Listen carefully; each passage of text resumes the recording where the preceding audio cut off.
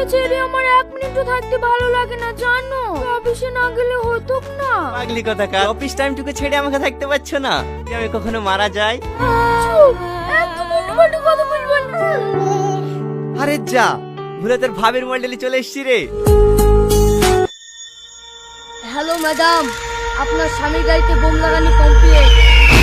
তুমি আমাকে ছেড়ে তোমার অফিসে যেতে মন চাইছে না নাকি?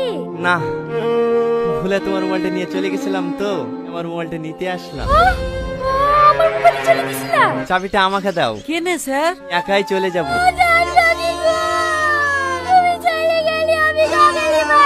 তার মাথায় আঘাত লাগার কারণে সম্পূর্ণ স্মৃতিশক্তি হারিয়ে ফেলেছেন। কেমন আছো ডার্লিং? আছি, সই নিতে পারলেই ব্যাস সত্যি আমাদের। আসো না, কেন একটা সই করি দাও তো। ঠিক করবো না। ওগো, ওর জ্ঞান ফিরে গেছে। কিছুই হয়নি।